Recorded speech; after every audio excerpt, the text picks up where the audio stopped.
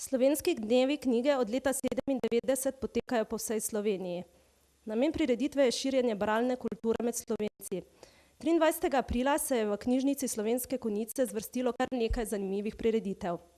Na ploščadi pred kulturnim domom so obiskovalci lahko dobili brezplačne rabljene knjige, brezplačne Večerove edicije, lahko pa so si kupili tudi nove knjige po znižanih cenah. V dvorani kulturnega doma je najmlajše učence osnovnih šol v pravljični svet popeljala pisateljica Nina Kokalj, druga in tretja triada pa sta lahko prisluhnili Zoranu Furmanu, ki je s pomočjo čudovitih diapozitivov pripravil zanimiv potopis o kampih za mlade po Ameriki. Pozdravljen, Zoran, pravkar si se vrnil iz svojega zadnjega potovanja. Kje si se potepal? Res je, dober mesec dni nazaj je, kar sem se vrnil iz Borneja. To bilo skoraj mesec dni dolgo potovanje po malezijskem in indonezijskem delu Borneja. Otok je še dokaj nerazvit, oziroma če primerjam, malezijski del je zelo razvit, zelo preprosto je potovati, ogromno popotnikov, medtem ko indonezijski del je pravo nasprotje, infrastruktura zelo slaba, ceste katastrofalne. Včasih sem se samo vprašal, kje na svetu sem živel tako slabe ceste, tako slabi avtobusi, kot sem jih doživel na Borneju. Je pa bilo ravno zaradi tega potem avantura veliko bolj zanimiva, ni veliko ljudi, ni veliko popotnikov, ki bi si ogledali ta del, tako da je še tudi veliko bolj avanturističen napram malezijskemu delu. Povej, kaj vzameš kdaj kakšno knjigo s sabo na svoje potovanja? Nekoč v mladih letih sem bil bolj nestrastni bralec, oziroma prebral sem tisto, kar je bilo treba nujno za bralno značko oziroma za domače branje. Potem pa sem kar naenkrat začel prebirati bolj kot ne popotniške knjige.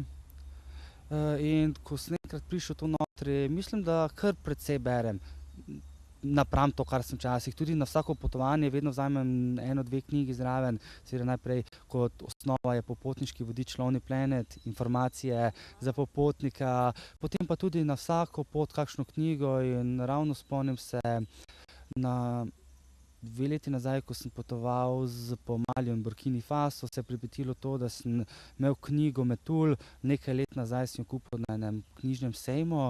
Dolgo časa je stala, ležala na polici, ker je bila kar debela, nekako ni me potegnilo. In pa ko smo šla s sopotnico v Mali, sem rekel, vzel jo bom zraven, bomo videli, če bo kaj, če se bom sploh lotil. In ko sem se enkrat lotil, včasih je bilo tudi 2-3 ure, dobesedno samo sedel in bral knjigo. Tako da mislim, da je na potovanju ravno čas po večerah, ne vem, kakšen deževni dan, da preberem kakšno knjigo. Načrtuješ še kakšno potovanje za letos?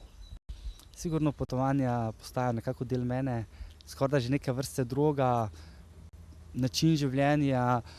Ja, ponovno, ni dolgo, kaj sem se vrnil, ampak ponovno konec maja se vračam domov, kakor jaz temu pravim, nazaj v družinsko rezidenco Taylor Place, kjer sem preživel že 3 poletja, v bistvu 2 celotna poletja, pa eno samo 14 dni. Namreč prvo poletje 2004, ko sem delal v poletnem kampu oziroma taboru Camp Billingsu, sva si znancem, ki so tam skupaj delala, poiskala dodatno delo za 14 dni, v bistvu dodatni zaslužek. Takrat sva našla to družinsko rezidenco Taylor Place. Potem leta 2005 so me povabili, da če želim, da lahko pridem nazaj za celotno poletje. Tudi denar je bil veliko bolj zanimiv napram temu otroškemu kampu, tako da sem se takrat vrnil. Potem leta 2007 ponovno, takrat sva potovala z punco, delala, potem še potovala. Letos se pa ponovno sam odpravljam tja in mislim, da bo zanimivo, ker bo spet neki novi izziv.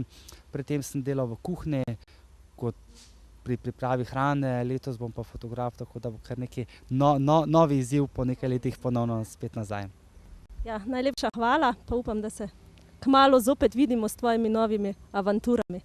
Hvala tudi vam.